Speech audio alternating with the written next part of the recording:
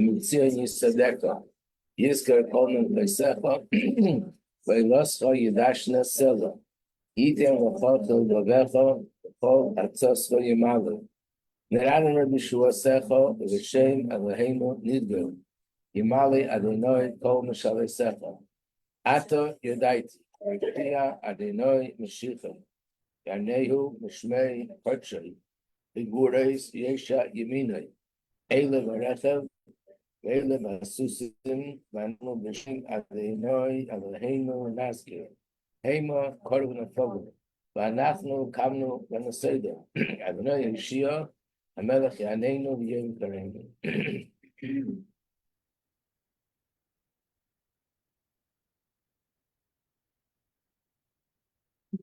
We're here in Igeres,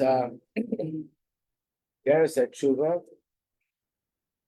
and we are on page. Yesterday we got to page 224.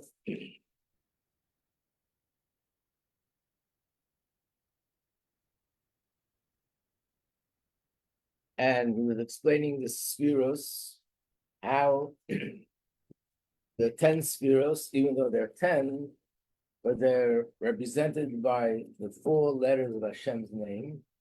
And yesterday we had this chart that we showed.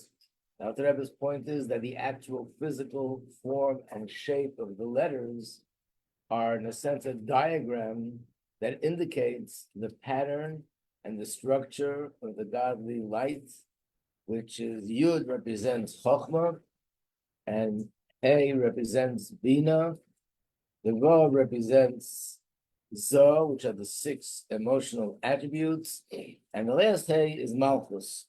That's where we've sort of finished off, a little bit too quick. And let's just go back to that last one about Malchus. So that is on page 222.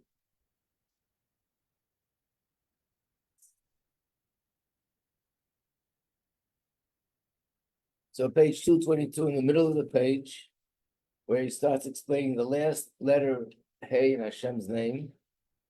Kimidis Malchusa Yisbarech Nikreis B'Shem Dvar Havaya. Hashem's attribute of Malchus is called Dvar Havaya. When it says in the Torah that Hashem spoke, Hashem speaks, it always means that this is Hashem's attribute of Malchus being revealed. Where there a relationship between speech and Malchus, Mesher Kosev, as it's written, Bashar Dvar Melech Shilton. The word of the king, I don't know the right sway, but I think it means it rules. The word of the king rules. Like I said yesterday, that by humans, words don't create anything. Words are just words. By Hashem, when he speaks, things become created. So Hashem's power of speech, that's Malchus, that's royalty. And this is hinted in the letter Hey, the last Hey of Hashem's name. Why? Because the internal aspect of speech, like where does speech come from? Is the breath that rises from the heart, and that's what comes out through the mouth.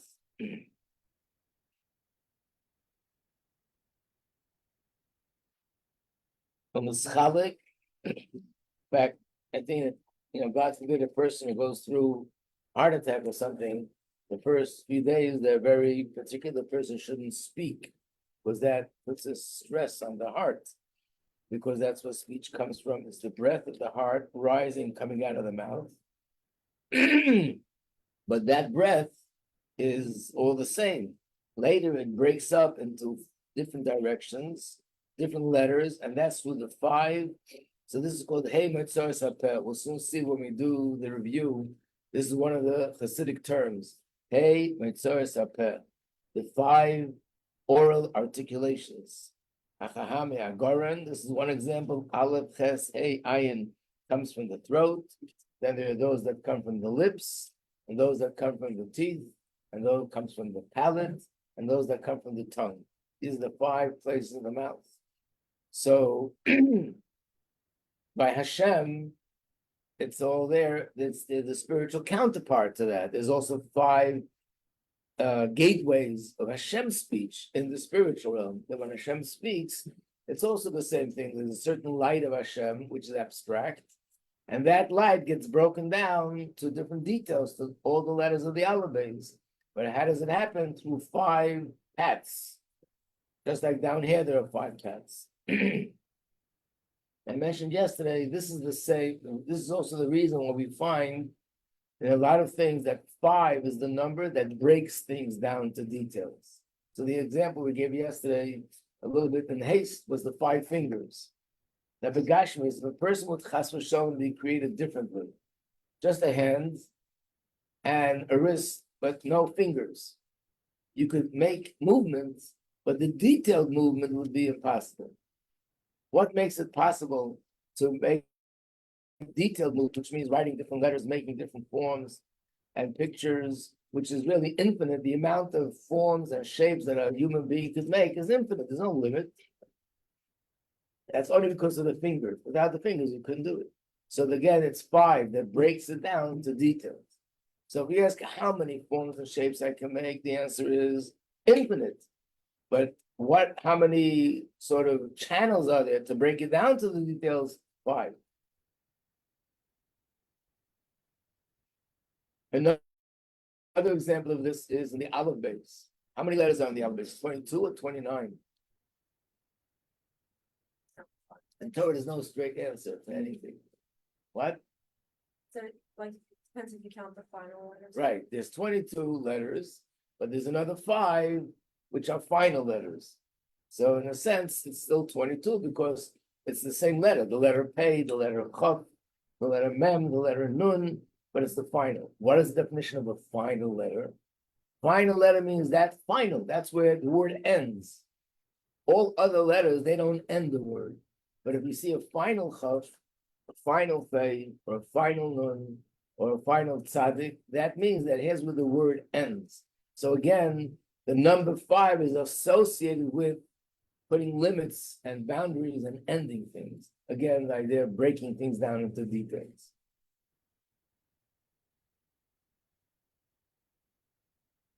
Now, there's another reason why the letter Hey is connected to speech.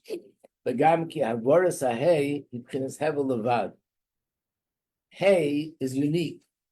There's something about Hey which is different than all the other letters of the alphabets, and that is there's only breath. There's no real substance of sound like other letters. And this is the way it's described in the Zohar. Osa Kalila, it's a light letter. Light meaning not light, light meaning not heavy. There's no substance to it. It's without substance. So, being that this is what speech is all about, it's really breath, just breaking down to details. So in a sense, Hey represents the whole realm of speech. Got it? Okay. Even though Hashem has no form of a body, the Torah speaks in the language of men, and therefore the Torah describes it this way. So it's all metaphoric, but it gives us a little bit of an understanding of the structure of things and the pattern of things in the spiritual realm. The Shagam also, Dvar Hashem, when we say that Hashem speaks, it's the same like our speech. Chav Beis Oisius, there's 22 letters. Hamischalkes, that broken down. The Hey Chelk Ametzois, to the 5 articulations. Ubehen Nivra Kol HaYitzur. And that's in fact how the whole world was created. In other words, not when we say that there's something down here in the physical world, and we say Hashem's speech, we have no better way of explaining it. And also, by the way, do you mind passing me the box of tissues? Thank you. Let's say, for example, it says in Chumash, and the eyes of Hashem are upon all those that fear Him. In Pasuk in Ashrei. Or it says, may our word reach the ears of Hashem. Or in Oz Yashir, it says, Hashem stretched out his right hand. What does this mean? Hand, eyes, ears. Or it says that Hashem smells the carbonas, reach and chaya. What is it? What does all this mean? So we say it's a metaphor. The way most people understand metaphor means that it's a way of expressing ourselves. So we're trying to compare it to that. But what he's saying here is that in essence, it's much deeper than that. Every detail that we find in human speech is a counterpart to that in the spiritual realm. So for example, when a person speaks, and we said before that there's one breath, and then that breaks out into 22 letters, but it's not just 22 letters. These 22 letters break out into how much? Into infinite words, which means that everything in the world that's created, and we said yesterday, there's the word of Hashem that gives it life. So let's say a tree is called Elul. There's the letters Aleph, Yud, Lamed, Nun, that gives life to a tree. And a bird is called Tzipor, so these letters give life to the bird. And there's another 3 letters that call Sher, which means an ox, that gives letter to an ox. So how many combinations of letter are there? Infinite. Every single detail in the world, everything that exists in the realm of humans, animals, plant kingdom, and inanimate kingdom, there are words that give it life. Word that gives mayim, mem, yud, mem, that gives life to water. So in a sense, first it's breath, no details. Then it gets broken down to 5 details through the 5 parts of the mouth. And then 22 letters. And then the 22 letters could be combined in infinite ways. And whichever way they're combined, it becomes a source of life. So that's similar to humans, that we too, the breath that comes from the heart is all, the same. Then we have the 5 articulations of the mouth. Then it gets broken down into different letters of the aleph bays, and that can be broken down to all the sentences and all the words and everything that we speak.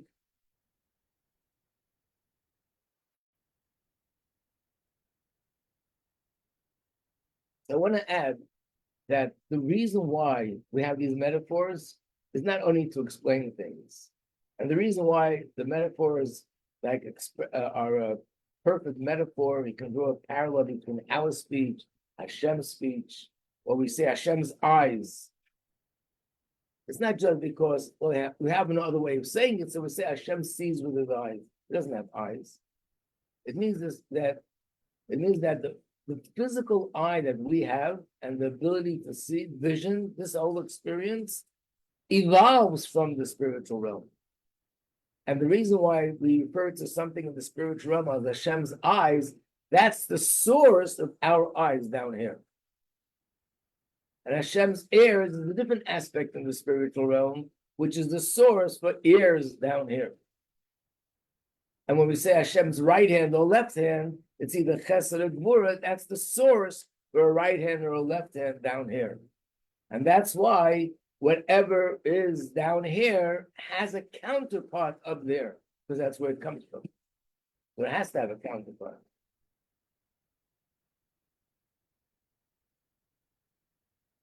There was once a chassid of the Mittel Rebbe and the Tzemach Tzedek.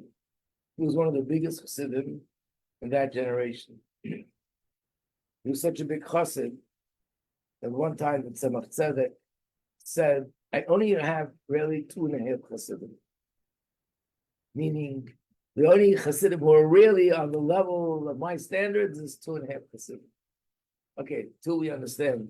And he actually gave the names. But the half was this chassid called Rabbi Paraksha. So people were wondering why they referred to him as a half a chassid. He was such a big tzaddik. So they thought, because he was really a chassid of the second Rebbe of Chabad, and then later he became a chassid of the third Rebbe of Chabad. Sometimes the older chassidim who were students of a previous Rebbe found it difficult to really be so devoted and so dedicated to the new Rebbe like the one before, because they sort of gave the whole essence to the first Rebbe, and they couldn't find it within themselves to be so dedicated to the next Rebbe. So they thought that's why he referred them as a half a chassid. When someone mentioned that to the Tzemach Tzedek, they said, no, that's not the reason. The reason is because the other half is a Rebbe. In other words, he was on a much higher level than even the title chassid. The story with him is, just to give him where he came from, he heard about the Alter Rebbe and the Chassidus, and he got very inspired, and he wanted to become a chassid of the Alter Rebbe. He was such a genius that at the age of Bar Mitzvah, every single Torah book that was printed in his days, he already knew it, at Bar Mitzvah age. So he went to see the Alter Rebbe, and to see if this is a good fit for him, because he was really a chassid of a different Rebbe, called the Rabbi of Chernobyl. And he traveled to the city where he heard the Alter Rebbe is going to be there, and he actually prepared in his mind a question in a Gemara. Wait, before I get there, he came to see the Alter Rebbe and have a conversation and see whether this is really someone who should become his Rebbe. By the time he got there, the Alter Rebbe left. So he went to another city. A few weeks later, he heard he's going to this city. He went to the other city. By the time he got there, the Alter Rebbe left. This happened a second time, a third time, a fourth time. So he decided, I'm going to find out where the Alter Rebbe is planning to go, and I'll get there before him, which he did. So he got to the city before the Alter Rebbe. Alter Rebbe was supposed to come into the shul to speak. And because he was a Rebbe, a chassid of a different Rebbe, and now the Alter Rebbe, he decided he'll hide, not openly show that he's there. And after the Alter Rebbe finishes, he'll come out and let me hear what Alter Rebbe has to say. But he prepared a question. One of the tractates of Gemara, one of the Masechtas, is called Erechim. Erechim means an assessment or evaluation. There's a whole section in Torah. The person says, I make a commitment that my value will go to the Beis HaMikdash, or the value of this person will go to the Beis HaMikdash, or the value of that person. So there's a whole sort of approach in Torah. How do we make this evaluation? So the tractate is called Erechim, evaluations or assessments. And he had a very difficult question, and he was a brilliant Torah scholar. And he figured if the Alter Rebbe would know the answer to this question, that's really a sign that he's the giant that I'm thinking of. So he was hiding under a bench. No one should see him.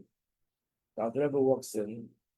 Before he begins to speak, he says, if a young man has a question in evaluations, let him first evaluate himself before he's evaluating others. He heard these words and he fainted. When he woke up, the Alter Rebbe was gone again. He gave up. He never became a chassid of the Alter Rebbe, but he did become a chassid of the second Rebbe, the Mitzvah Rebbe. So he said like this, that before I became a chassid, there was nothing more repulsive to me than the physical body. The body with all its desires and its needs. This was like the most repulsive thing to me. I just focused on my neshama. Once I began studying Chassidus, and Chassidus explains different things about the body and the way the body functions, the eyes and the ears and the brain and the heart, and this corresponds to the spheres and all that. He said, there's nothing more precious to me than the body. The body became my magnifying glass, or let's use the term, my telescope, that through looking at the body, I have a way of perceiving something about the spheres in the spiritual realm. So basically, everything in the physical body is a manifestation of something in the spiritual realm. And that's why all the details we have here, we have there. But over there, it's in a different way. What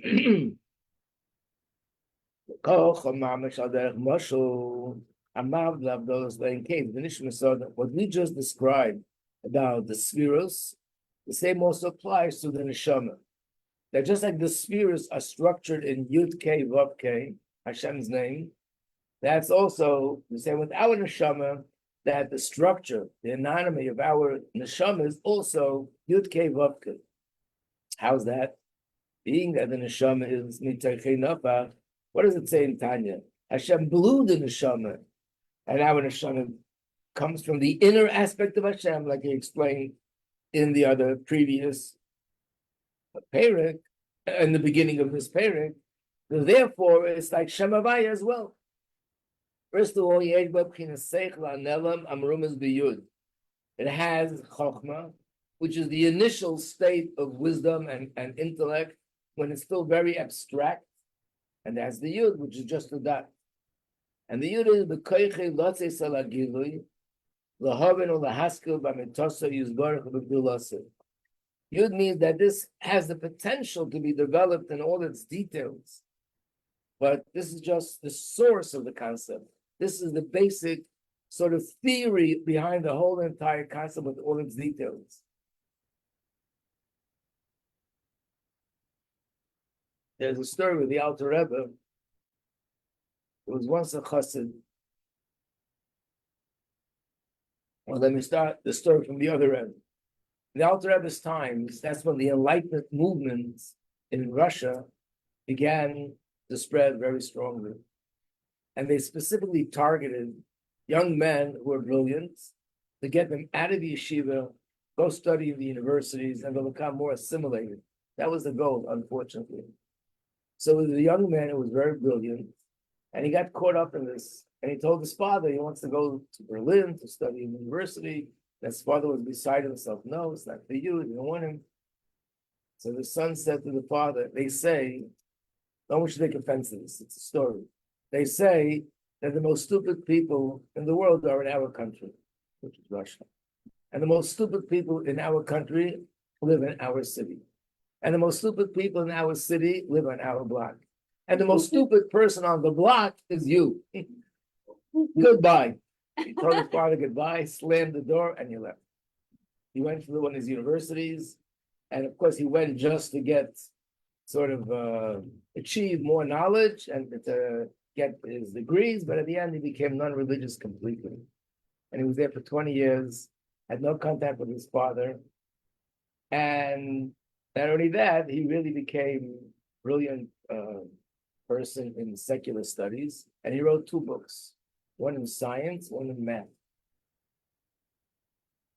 And then he decided he's going to go home and show his father what he accomplished, and that his father will now appreciate him. He didn't realize that his father is not going to appreciate that, but he thought he'll see his accomplishments. He became a PhD or whatever it is in those days in math and in science. Oh, it was all worth it.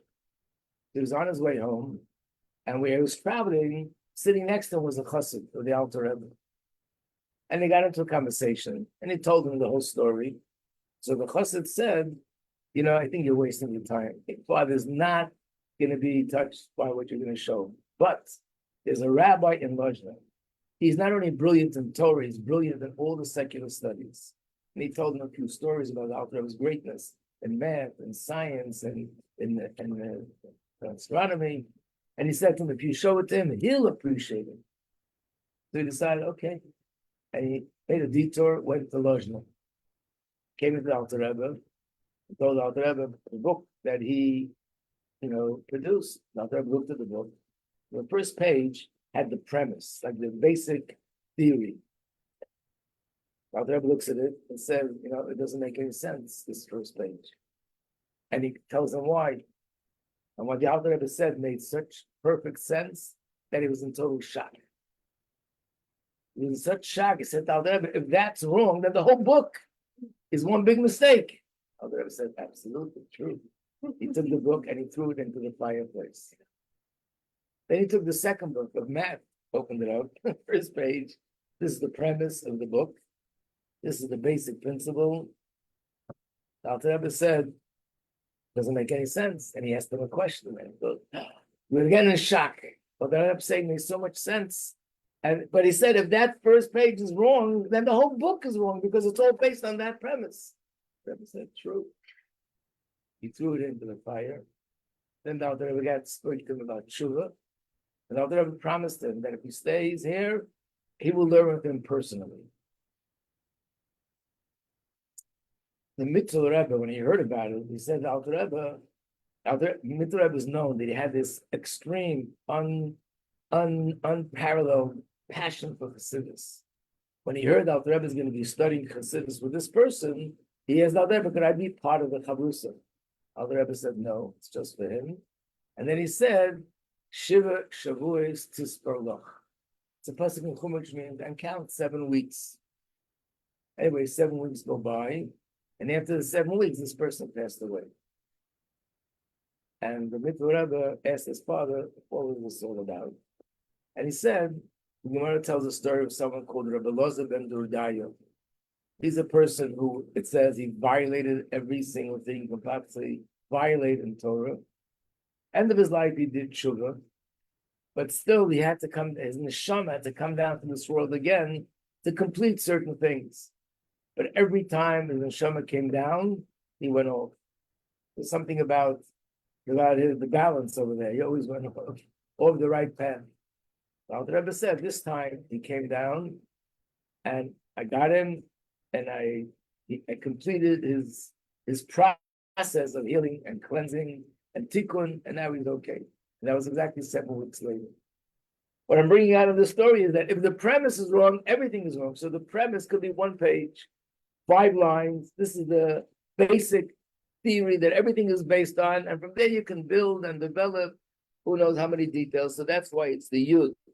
It has the potential. From it is the potential to be developed into details. Every person will draw from that essence according to his own understanding.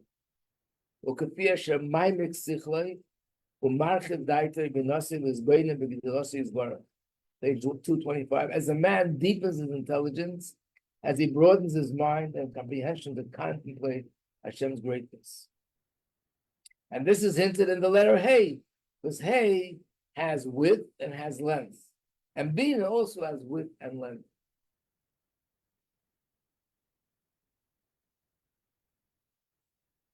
What does width and length have to do with logic, with intellect, with seichel?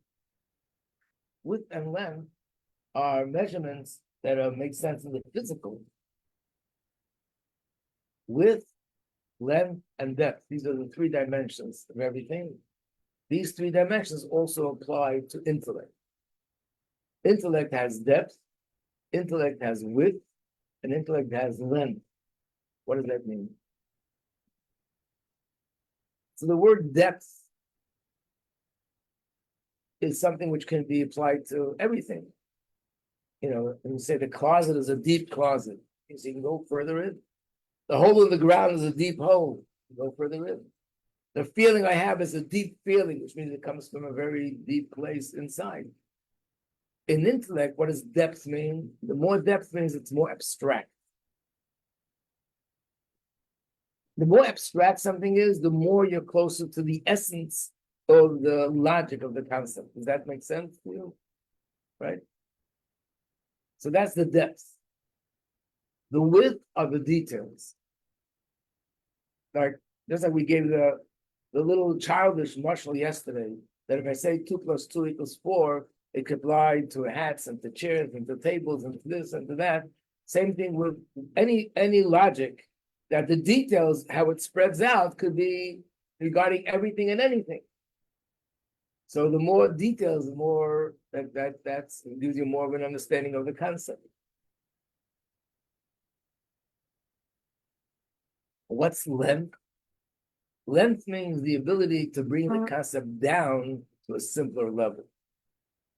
You know, sometimes there are people that are brilliant people, and they're so brilliant that when they learn, when they study, or even when they explain to others, not everybody can understand them. Because they speak in a language which is so brilliant and so abstract that an ordinary person that's not on that level just won't get it. So the ability to be, on one hand, brilliant, on the other hand, to bring it down and to explain it in a way that you can understand it, that's called length, bringing things down, making a concept more tangible, more formed, and more accessible, more the ability to be able to grasp it more.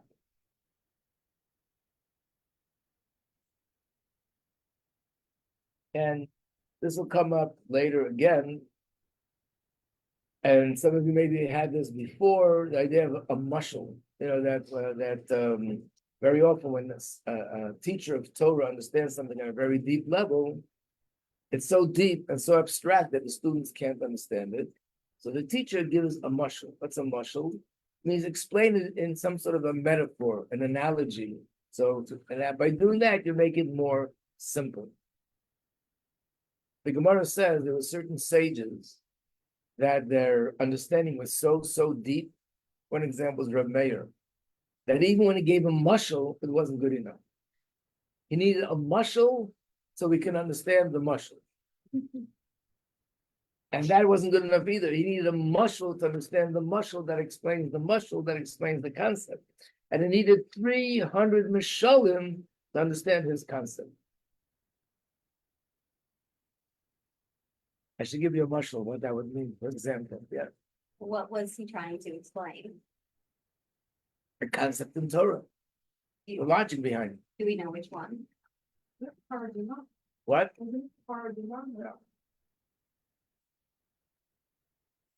The Gemara says we know some of the Mishalim. We have 300 Mishalim, and the Gemara says we know 3 of them. And I say I know 2 of the 3. I'll just tell you the Mashal, which means it's a little story, but it means there's wisdom hidden in this story. And one of the Mishalim is with a fox.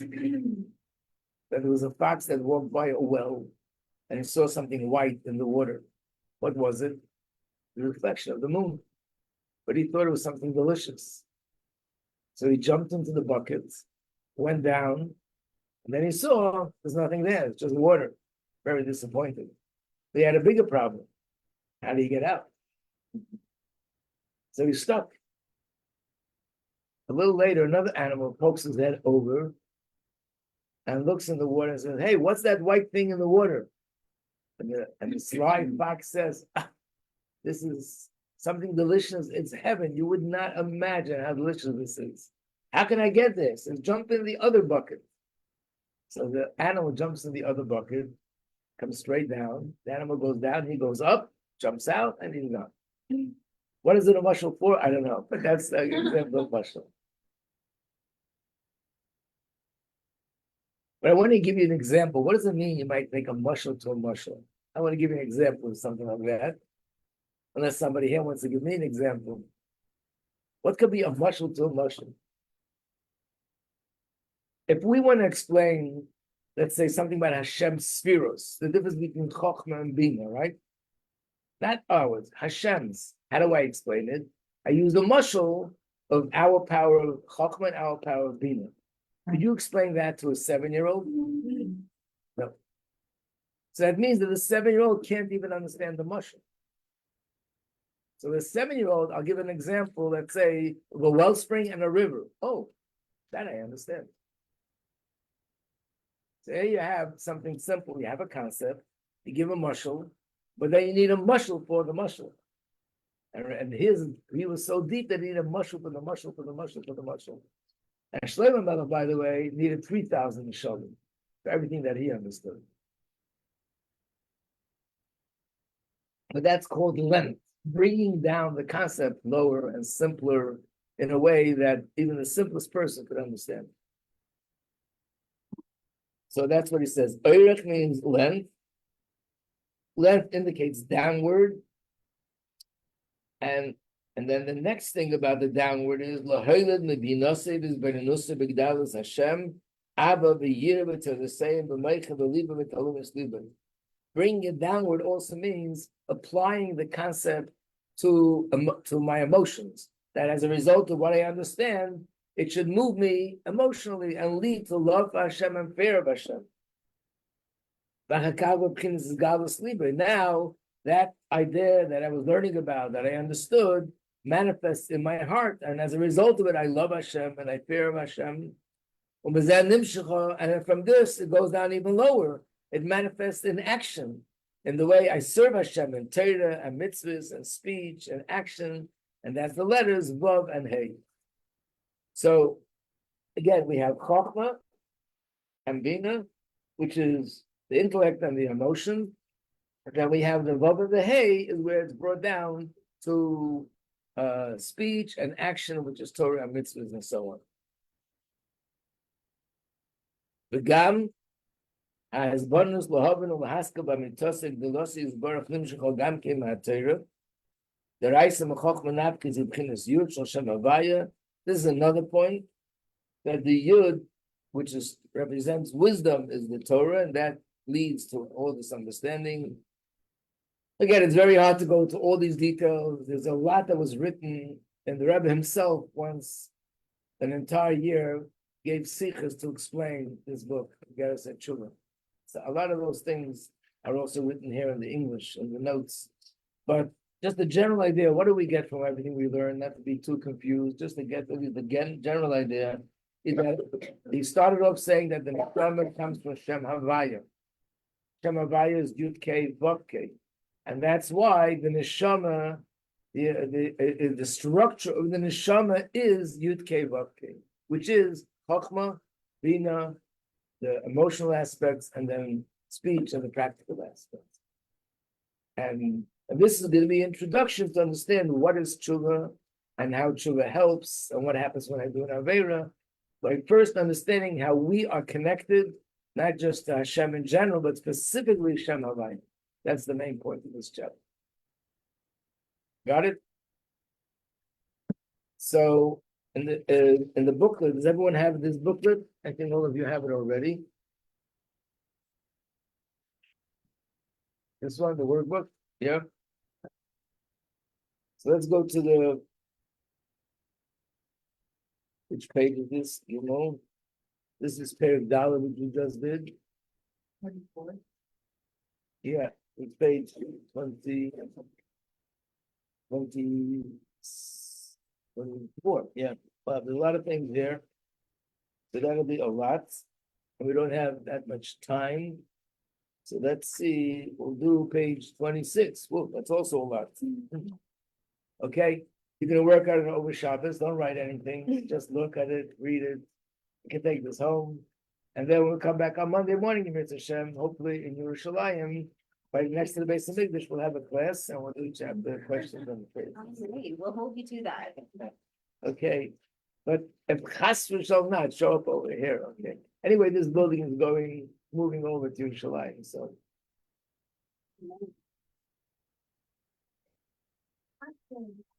Good Shabbos, everybody. What? The booklet, yeah. Yeah.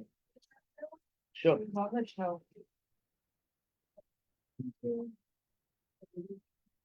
Okay. Shabbos, everybody.